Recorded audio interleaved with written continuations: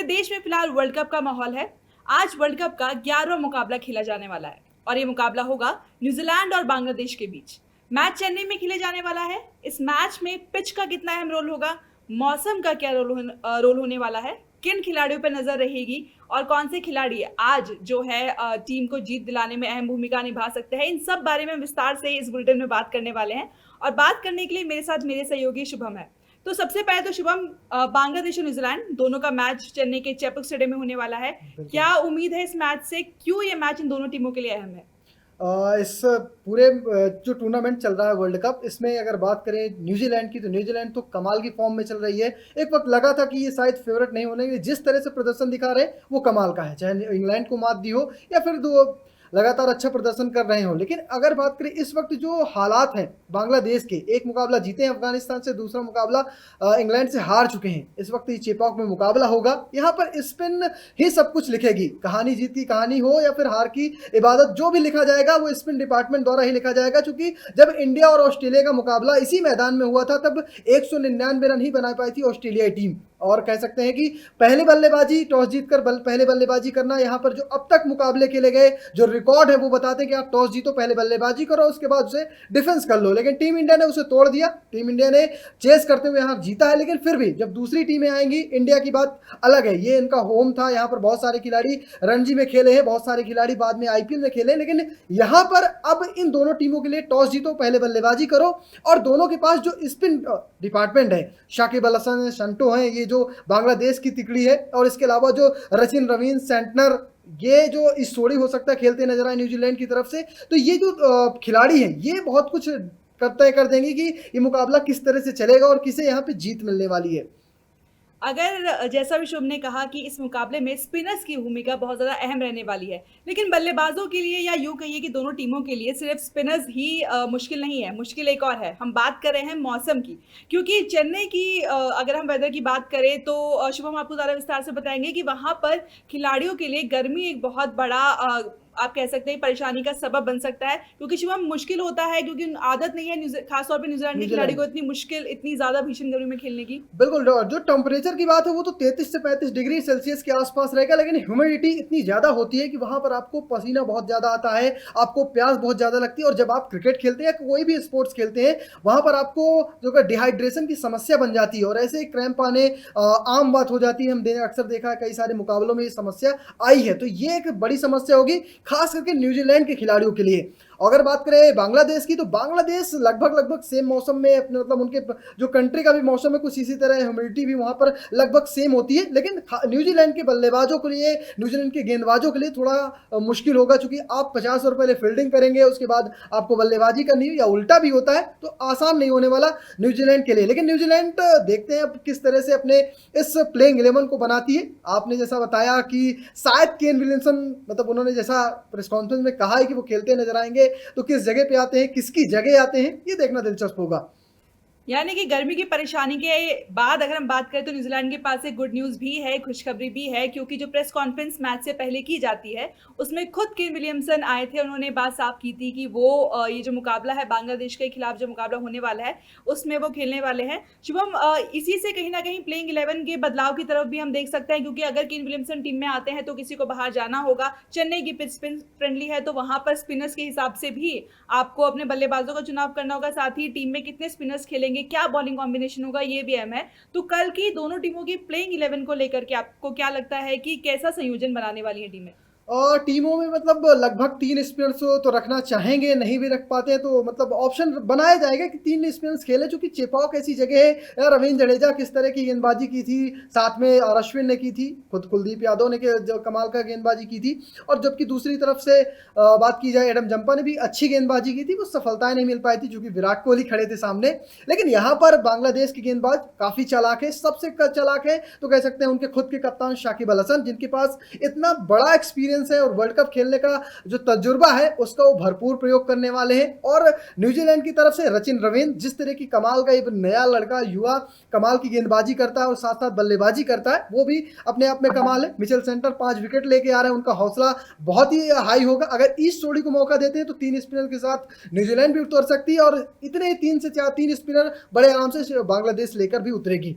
और अगर बात करें प्लेइंग 11 की, तो प्लेइंग 11 में 1 से 2 बदलाव तो साफ तौर पे न्यूजीलैंड में देखे जाएंगे। केन विलियमसन वापस आएंगे तो शायद विलियम या फिर चैपमैन को बाहर बैठना पड़ता, पहले आते तो शायद रचिन रवींद्र को बाहर बैठना पड़ता, लेकिन अब रचिन रवींद्र को बाहर बैठा पाना शायद न्यूजीलैंड के साथ न्याय नहीं करेगा, ना ही ये सही भी होगा। जिस फॉर्म में है, जिस तरह से वो मैच को चलाते हैं, मैच को जिताते हैं, वो कमाल का है। और बात करें बांग्लादेश की, तो बांग्लादेश एक मुकाबला हार के आई है, उन्हें अपनी खामियों में थोड़ा सा काम करने की जरूरत है, लेकिन ये उनका बिल्कुल कह सकते हैं गढ़ टाइप होगा। इनके पास स्पिनर्स को मदद में देने वाली ये पिच होगी, तो शायद उसी सेम टीम के साथ बांग्लादेश भी उतरेगी।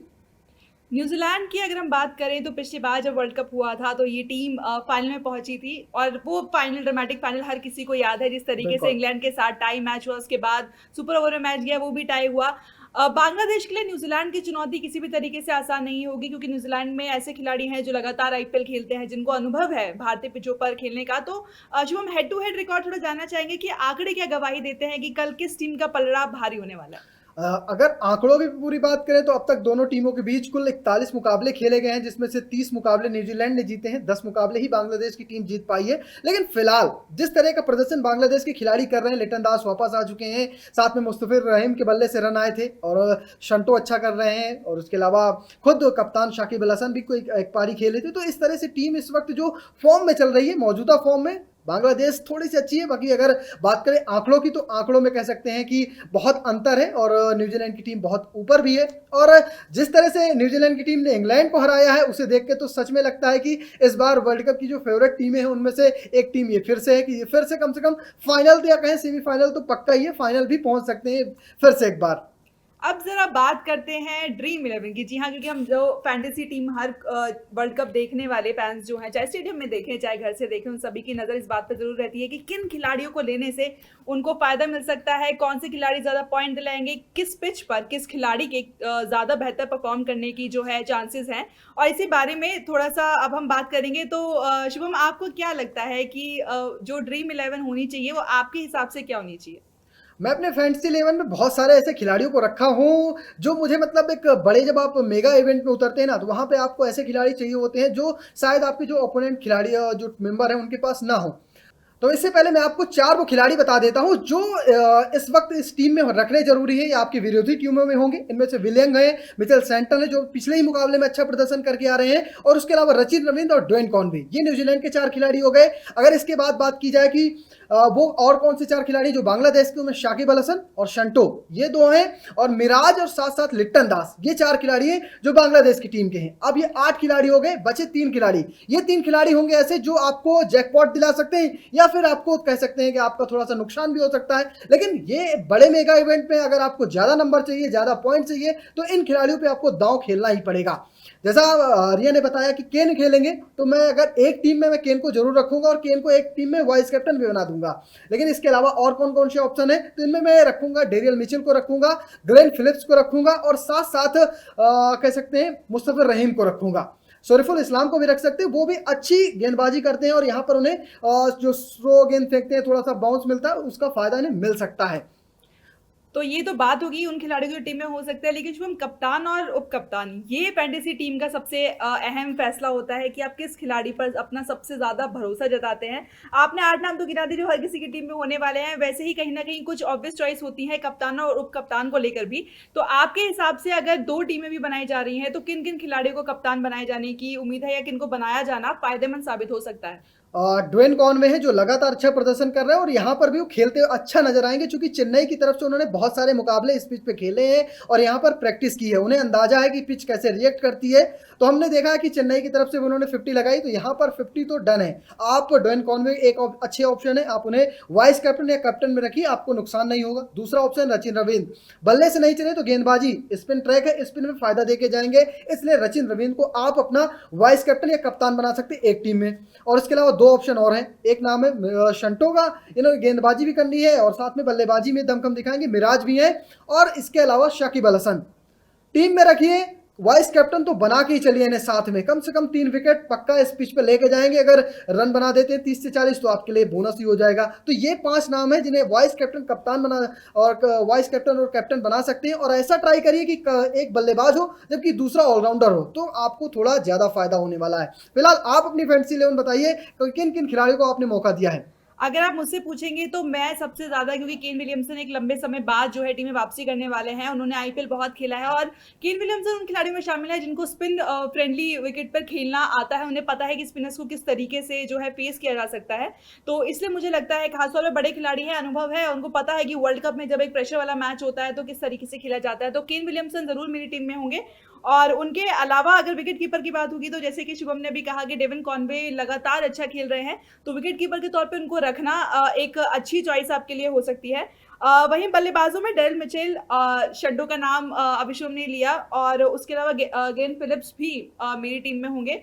कप्तान और उपकप्तान की बात करें तो मुझे लगता है कि मैं कप्तानी के लिए केन विलियमसन पे भरोसा जताऊँगी, क्योंकि उनके अंदर कहीं न कहीं वो भूख है। पहले 2 मुकाबले वो खेले नहीं थे।